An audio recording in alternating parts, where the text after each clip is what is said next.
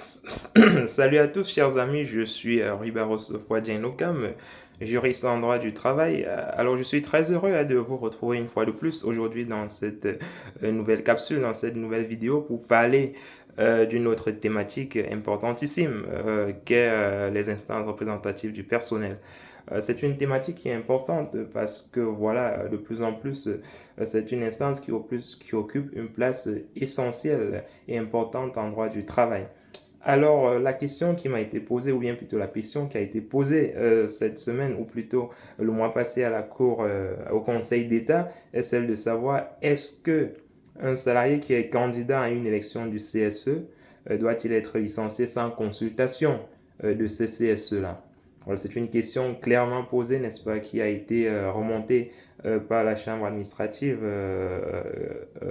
au Conseil d'État, et il revenait au Conseil d'État justement de trancher la question en émettant un avis contraignant.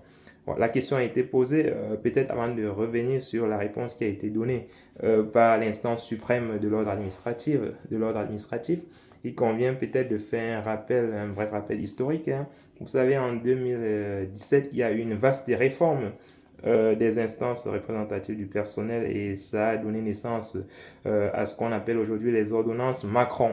Alors avant ces ordonnances Macron, il n'était pas possible de licencier les candidats aux élections des instances représentatives du personnel sans consulter ces instances-là. C'était essentiel, c'était une condition sine qua non. Mais depuis les ordonnances Macron, notamment, il y a eu une codification à droit constant, donc ce qui fait que voilà, il y avait une sorte d'incertitude sur la possibilité de convoquer ou de consulter le CSE ou pas dans le cas d'un licenciement d'un salarié candidat pour les élections des instances représentatives du personnel. La question a été posée par la Cour d'appel administrative au Conseil d'État dans le cadre, n'est-ce pas, d'une demande d'avis. Et le Conseil d'État a rendu une décision qui est claire sur la question, et la décision a force de loi aujourd'hui et dont les parties peuvent s'en prévaloir éventuellement dans le cadre d'un litige.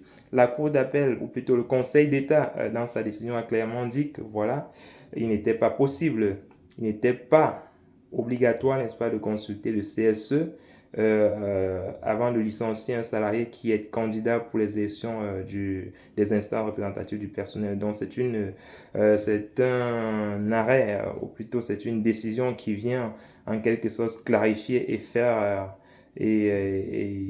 clarifier définitivement, on va dire, hein, cette question qui jusqu'ici était restée assez ambiguë pour la plupart, n'est-ce pas, des praticiens du droit, et surtout des praticiens du droit du travail. Je crois que le Conseil d'État est venu aujourd'hui voilà, clore le débat sur la question, et je pense qu'aujourd'hui, nous sommes dorénavant outillés et nous avons une bonne jurisprudence qui peut être mobilisée dans les litiges futurs pour faire face aux différents problèmes qui peuvent se poser dans le cadre d'un contentieux impliquant un candidat au CSE. Donc les amis, je crois que c'est assez clair pour vous. Donc n'hésitez pas, comme toujours, à commenter, à partager et surtout à vous abonner pour que nous puissions développer une forte communauté et impacter le plus grand monde, n'est-ce pas, sur les thématiques relatives au droit du travail. Allez, on est ensemble les amis.